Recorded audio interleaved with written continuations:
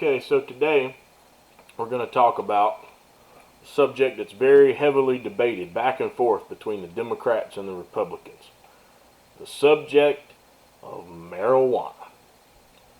It's been heavily debated back and forth in this country for many, many years. Obviously, there's a lot of people on the left who believe we should completely legalize it, even for recreational use. There's a lot of people on the right who argue that we shouldn't.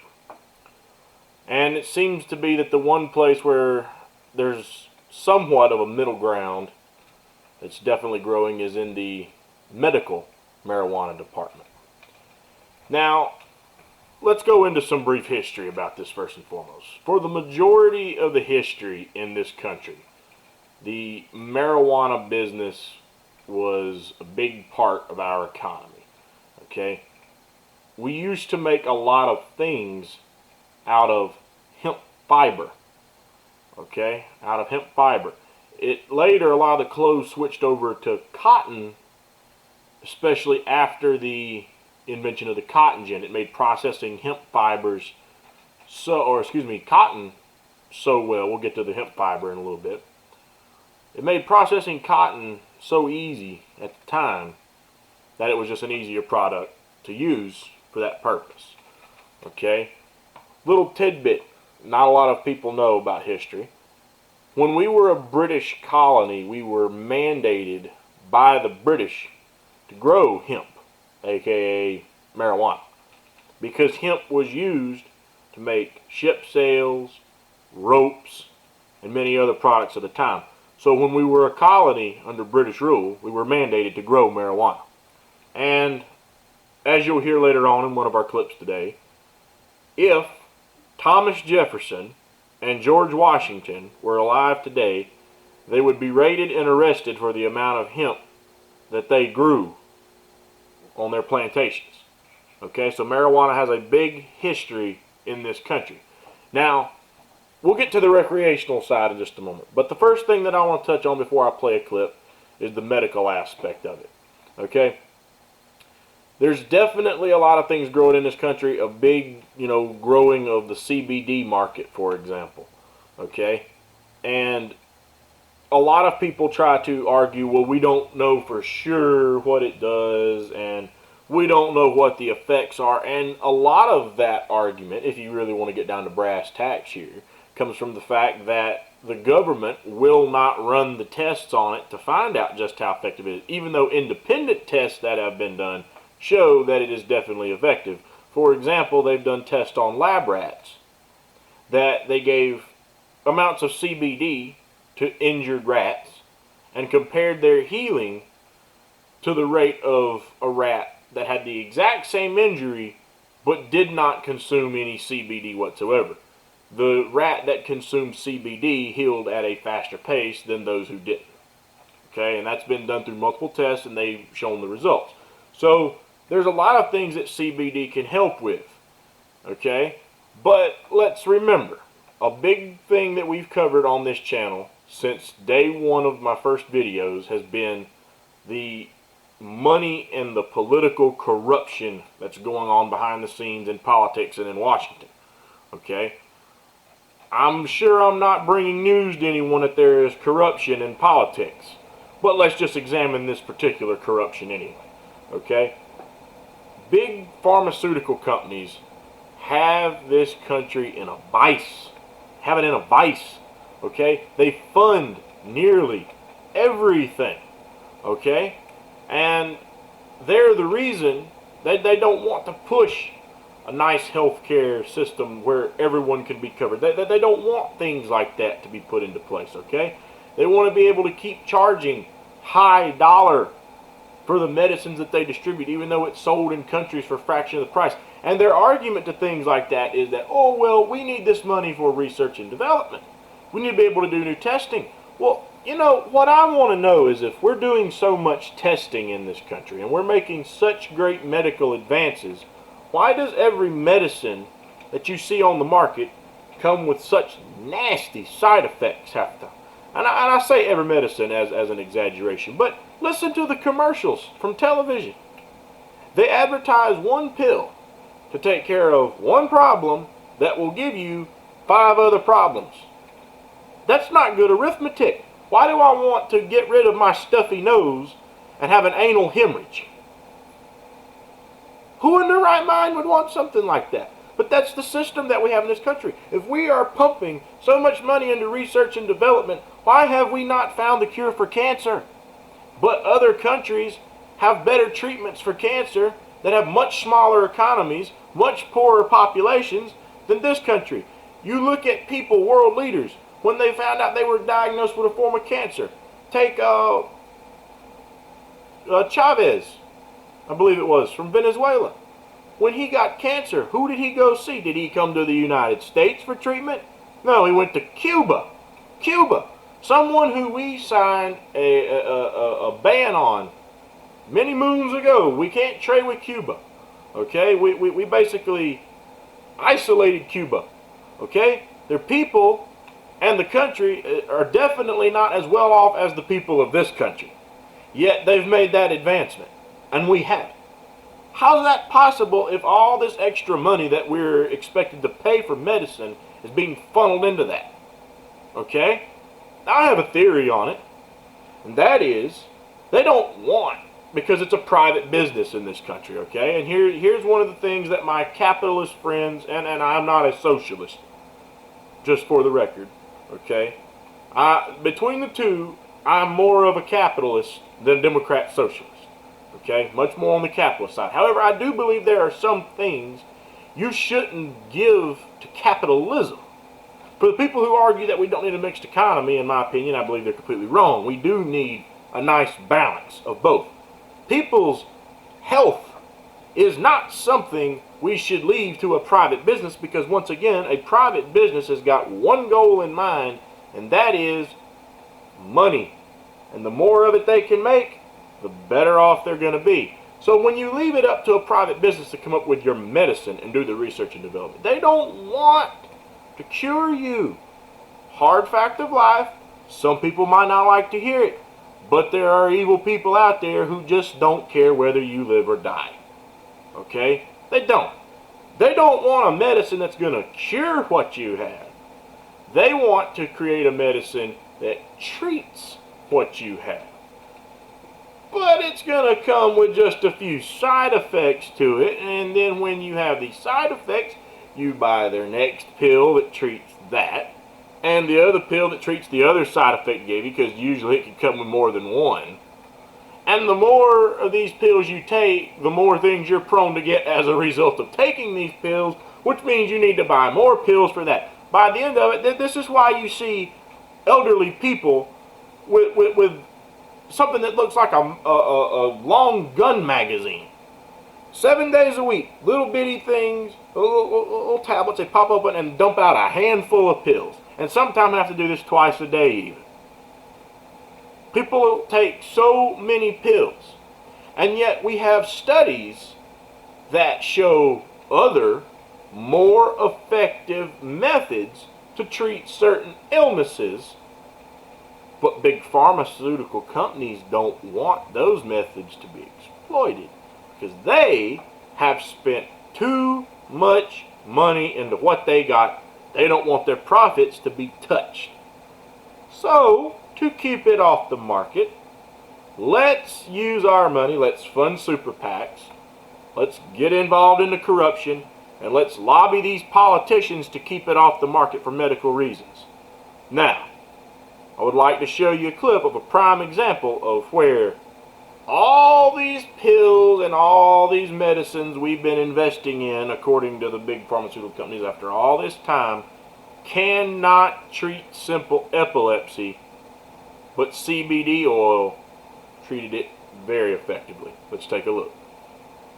By the time she was 2, though, the seizures had become constant and started to take their toll on their once happy, joyful little girl. She started to really decline cognitively, and she was slipping away, and she just wasn't keeping up with her twin. The Figgies finally found an answer. It was awful news. Dravet syndrome. It is severe, intractable epilepsy. The seizures start during the first year of life and are unstoppable, difficult to control, and very damaging. For the next 2 years, the Figgies tried everything. Strange diets, acupuncture, and dozens of powerful drugs like Valium, Ativan, phenobarbital. But nothing seemed to help. Even worse, some of the medications nearly killed her. After one dose, she stops breathing. And after 2 doses, her heart will stop. Did you have to do CPR then on her yourself? Yes. I remember when her heart stopped and I had her pulse and I lost her pulse. There was just nothing. The ambulance is on its way. She survived. You're okay. Mommy's here. But now it was fall of 2011, and Charlotte was 5 years old. When things were at their worst, she just sees all night, and the kids are sleeping either in my room or next door. They can hear her, the seizure scream all night, 50 times a night. And Chase would come in the morning and just, this is her twin, and just hug her and like rub her head and say, I'm just so glad you survived through the night last night. Matt had been deployed to Afghanistan, and the only thing he could do to help was start scouring the internet. And he stumbled onto this video of a child using marijuana. So how's everything going? Jaden had 4 days without a seizure. I'm like, wow, having success on specifically Dravet, this is interesting. It's natural. And while he couldn't ever imagine taking marijuana himself, he was now in the stunning position of recommending it for Charlotte. I was like, we need to do this. And I said, I don't know. Charlie, there you are. And then Charlotte's condition got worse. 300 seizures a week, almost 2 every hour. She was not talking or moving, basically catatonic. As a last resort, doctors wanted to either prescribe a powerful veterinary drug used on epileptic dogs or put Charlotte in a medically induced coma so her brain and body could rest. For Paige, those were not good options. But maybe, just maybe, marijuana now was. Here's how scientists think it might work. Marijuana is made up of 2 ingredients. THC, that's the psychoactive part that makes you high, and CBD, also called cannabidiol. It's the CBD that scientists think modulates electrical and chemical activity to help quiet the excessive activity in the brain that causes seizures. Behind closed doors and under tight security, we enter what the Stanleys call the Garden of Eden. There's nothing like this in the world. This plant's 21% CBD and less than 1% THC. It took years of crossbreeding plants to get to this point. Instead of breeding up the THC, we've bred down the THC and bred up the CBD. And people said, you're crazy. You know, who's going to smoke that? So why grow it then?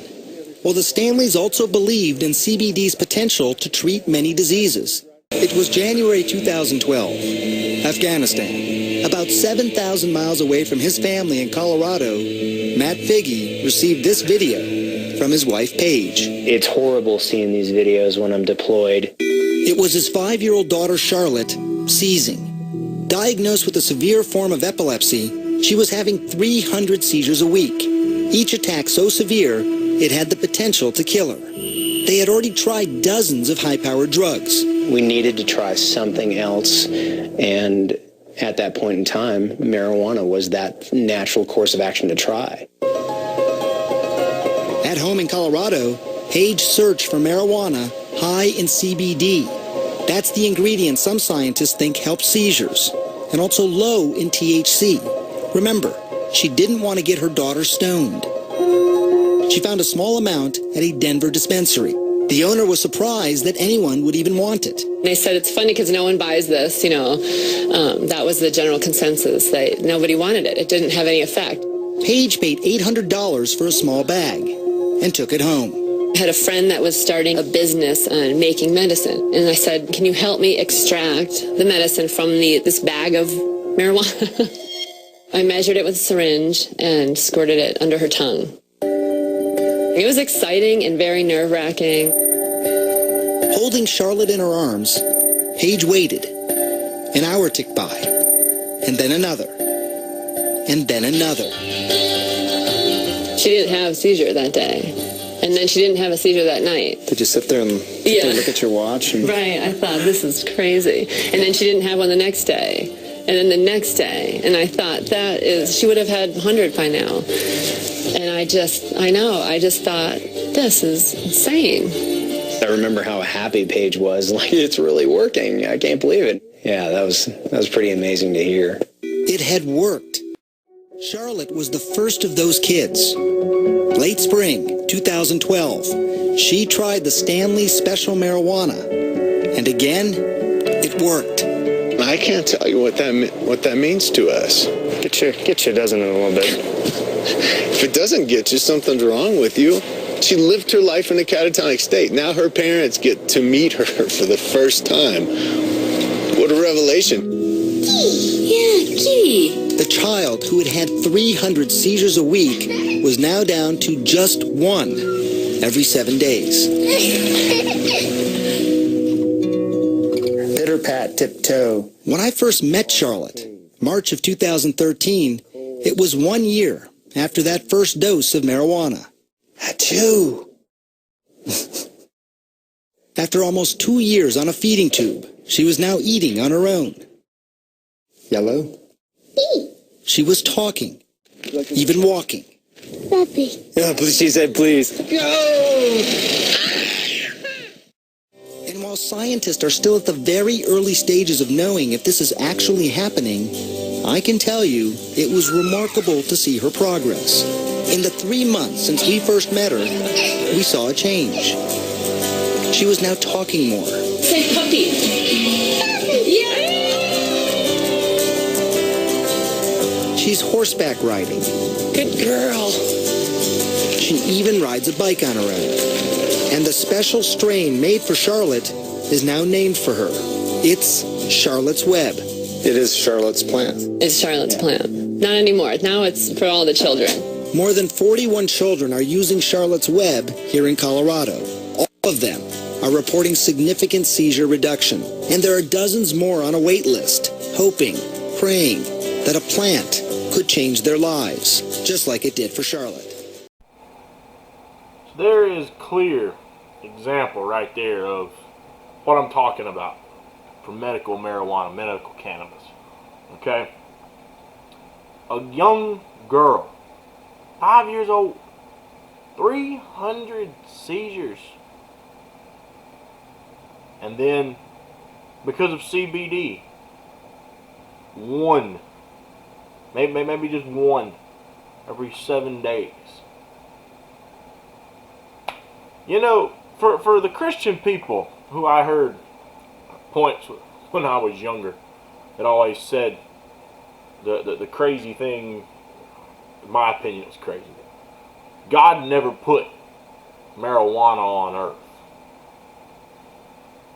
I think that's proof that God did put it on earth, and that maybe things like this is what He intended for it. If you believe in God, there you go. That's the rationale for me why God put it on this planet. Okay? I mean, pure and simple. Alright? And you look at the fact that there's so many other things that can be done with marijuana also. But besides smoking it to make your eyes look like a road map so you're high. There's so many things that can be done with it. All the products that can be used for it. Paper, clothing, rope. Okay? But even more so than that, they found a way to make fuel out of marijuana. And I find this very, very funny personally. But the man who was behind that discovery was Willie Nelson. But that's neither here nor there. But the point being is that from that documentary that clip we just showed came from, they also, it's not in this clip, but they showed in that documentary that, if I'm not mistaken, I believe this couple was from New Jersey. But I remember the person that they tried to get, up close to and speak. This is why I'm positive they were from New Jersey. They had to move to Colorado. Because at this particular time, Chris Christie would not allow that in New Jersey. He wouldn't do it. And they actually went to an event and tried to speak to Chris Christie. He just blew them off, shrugged them off. So, Republican, GOP, former candidate for president, Chris Christie. A lot of people like Chris Christie. I heard so many things about Chris Christie. Not a fan. And this is one thing where I 100% agreed with President Trump when he signed the right to try. Okay?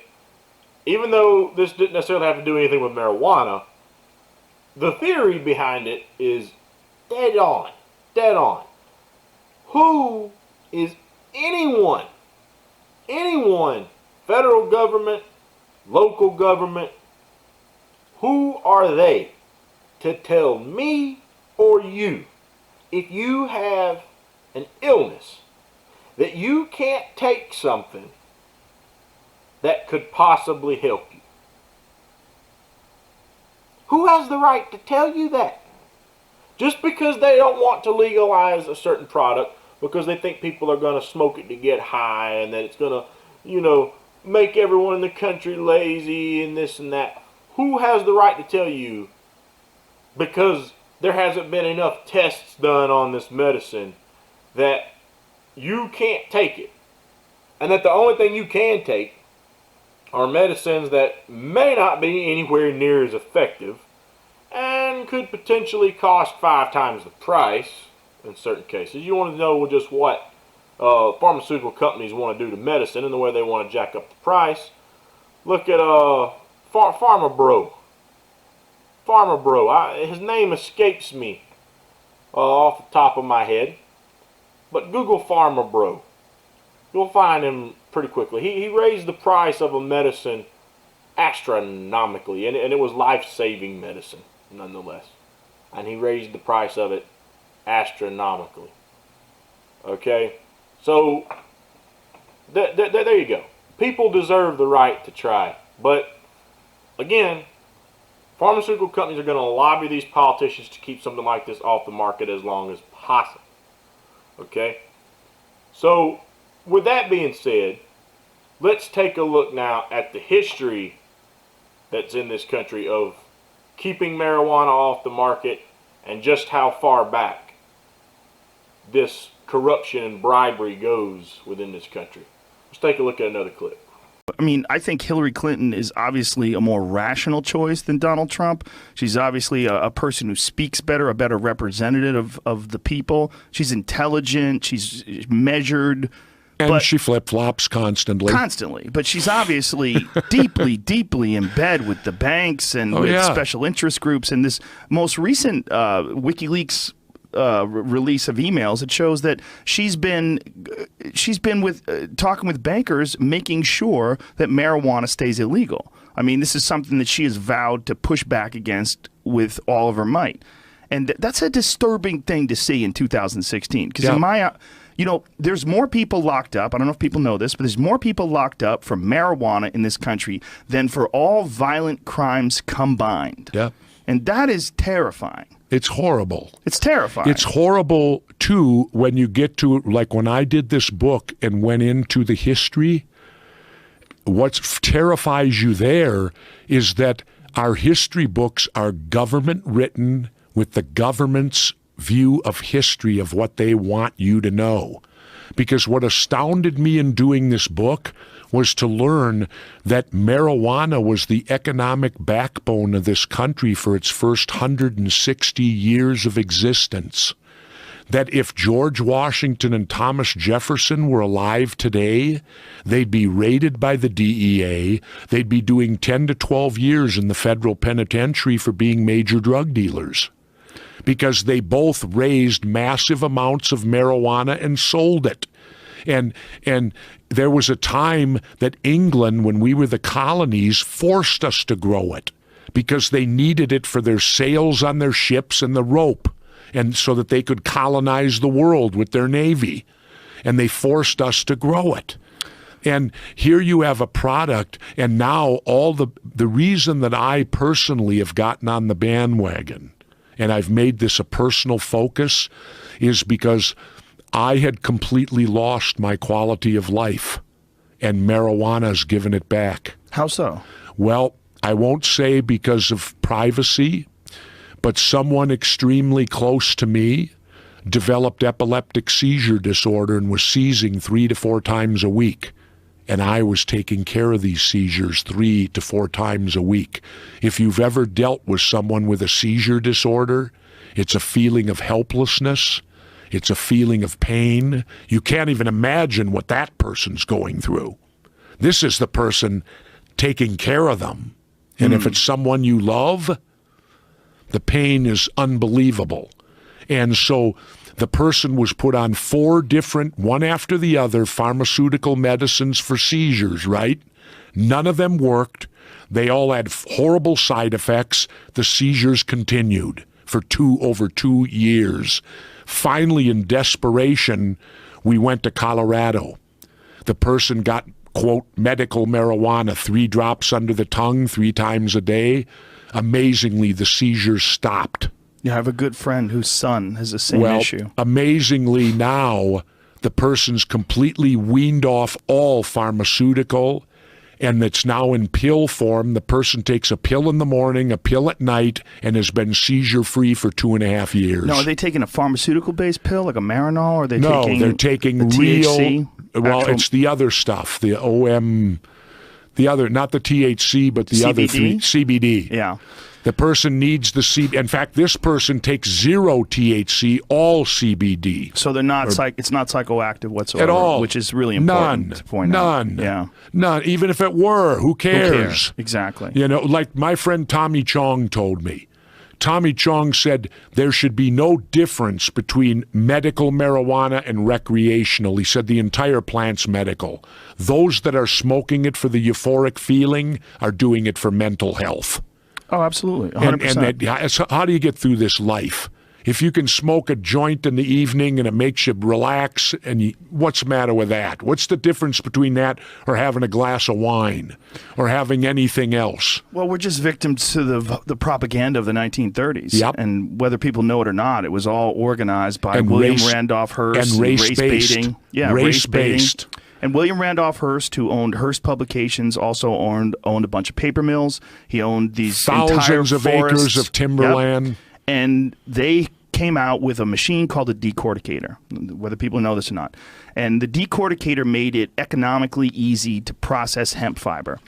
So they came out with this in the 1930s, and the Popular Science magazine at the time had a cover that said "Hemp, the new billion-dollar crop," based entirely on this new invention, the decorticator. Because before that, they used to use slavery. Then when the cotton gin came around, they used cotton instead of hemp because it was easier to do. You know, you're enjoyable because I don't have to say all this.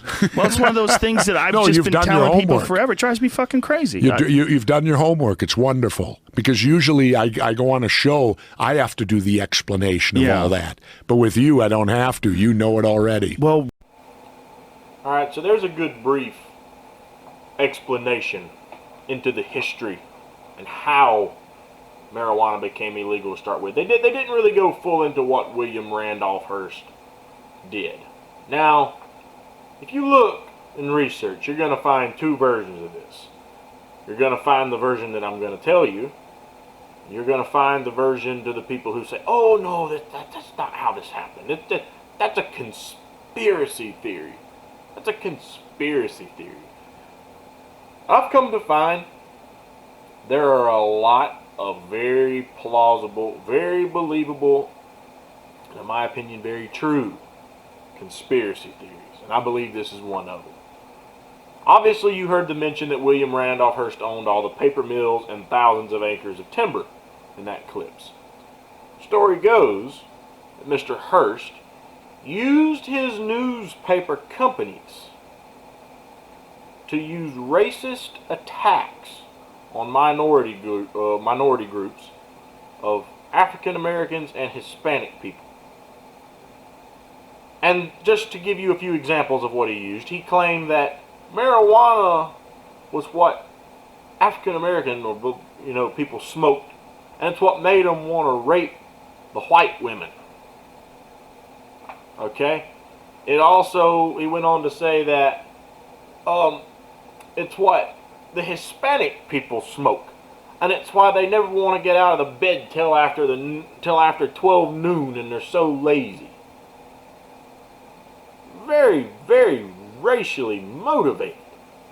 It's complete racist attacks, and he used that, and they pitched it as the devil's weed, and And they got the religious people behind it, and they attacked it, and then they lobbied the federal government, and they made it illegal, which kept his business safe.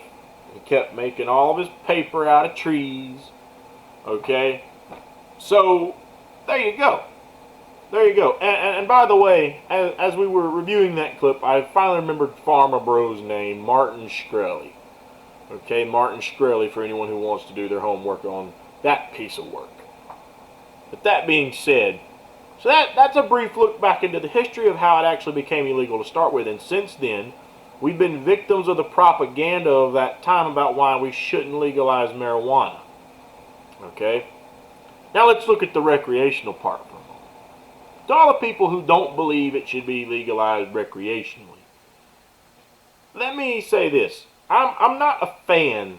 I have no issue with marijuana. I'm not a fan of the heavier drugs, the cocaine, the meth, the heroin. But I think there is an argument to be had about leaving it illegal. And the people who usually push back against that we shouldn't do this are, in a lot of cases, people from the right side of politics. People on the right wing push back on it. And I have to point out facts where I see them, and have to point out connections where I see them. People argue the Second Amendment, and I am a big supporter of the Second Amendment. Okay? But people argue, the Democrats and the left, why we don't need more gun control, is that, oh, if you do this, all you're going to do is increase the underground sales of arms. People will still buy them. It'll only be the criminals. Okay? And we won't be able to protect ourselves. So, but take the whole self-defense argument out. Their argument is that it's going to increase criminal money because the criminals will be selling it instead of us making profits for it in our own country. Okay? And that it's just going to have a negative effect, to sum it up very quickly. And that's actually true. In my opinion, you could apply the same thing to drugs. Okay? Go all the way back to Prohibition, when we outlawed alcohol in this country. It became a market where criminals and the mob made money off making illegal alcohol. Okay? You know? And people were big about trying to get a hold of alcohol back at that point. But, you know, people still drink. I mean, I'm not going to sit here and say we're not a drinking country. We consume a lot of alcohol in this country. But in my opinion, I feel like if we legalize those drugs, there probably wouldn't be as many people doing all those other heavier, crappy, very addicting, life-destroying drugs. I do. I really do. I feel like if it was decriminalized, you would actually see a decrease in that. And as crazy as that may sound to some, hear me out. People call marijuana the gateway drug. And because there have been such a crackdown on marijuana in this country, and it's been kept illegal for so long, and the price that it's sold at, because of the fact that it's having to be hid from law enforcement and sold illegally, it's so expensive to buy much of it. When people want that euphoric high, because I will disagree that the only people who smoke it do it for mental health. There's some people who just want to flat out get high, just like there are some people who don't have a casual drink, they're alcoholics, and they always wake up in a gutter. Okay? But when people get that high and then they want to keep getting high, because it's harder to come by the marijuana and more expensive in some cases to buy, they end up turning to what they can get their hands on. There's a report that just came out last week. There's been an uprising of people in West Virginia getting high off of wasp spray. Wasp spray. Who ever heard of such a thing? Wasp spray? Unbelievable. Unbelievable. So the same gun argument can be applied right here. If people are going to do it, people are going to do it. You're not going to stop them. I'm not going to stop them. Federal government's going to stop them. That's what the right wing says about why we shouldn't do this and that to the guns. I think the same thing applies here to the drugs, people. I really do. And another thing is, if you really want to know what spikes the buying of this stuff, it's when you try to take it away. When it becomes illegal, that's when everybody wants one. It's something about the way the human mind works, I guess. But when you take it away and you make it illegal, you add this thrill to buying it. It's like, ooh, I'm living dangerously. I'm living on the edge. There's just something there. For example, when all these mass shootings started happening, and we started hearing from the left we needed to get rid of the AR-15. It shouldn't be something that the average citizen can buy. What happened to gun sales that year? They spiked. They went through the roof. The minute they thought someone was going to take something away, it took off in price. It took off, excuse me, not in price, but in sales. It just took off, okay? People were buying those guns hand over fist, and people were advertising it. Oh, man, salespeople took advantage of that. Better get them while you can, because they're going to come take them away. Yet they're still on the market today, okay? So it's a sales thing, and it's a mental thing. It's a mentality thing, okay? But keeping it illegal, you're only making the market for the criminal element to make their money off of it. And while the other drugs are absolutely horrible, I don't know that you would have so many people having to, shoot heroin, or whatever, if they were just able to smoke pot. And in my opinion, I don't really consider smoking marijuana much different than drinking alcohol. If anything, I don't even consider it as bad as getting drunk, because people that get drunk can turn violent. They can turn violent in a minute, go home and beat their wife. Somebody that smokes marijuana just wants to sit down with a bowl of Cheetos and watch their favorite sitcom. Yeah, it's not a very productive thing, but neither is alcohol. Neither is alcohol. Okay? And so we should learn a lesson from the failures of prohibition in this country. Okay? So that's just my personal take with the concept that we should keep it illegal for this moral reason or that moral reason. Okay? But take the recreational thing aside, it still, without a doubt, should be made perfectly legal for medicinal purposes. Okay? The problem is that the corruption and the lobbying don't want to see that happen. Okay? Thank you for tuning into this episode of the Independent Report. If you liked the video, please hit that like button. And please subscribe to the channel. If you subscribe, ring that bell so you'll receive notifications when we drop new videos. I'm trying to grow this channel and inform more people of what's going on in the world around them. Thank you for your support, and we hope you tune in next time.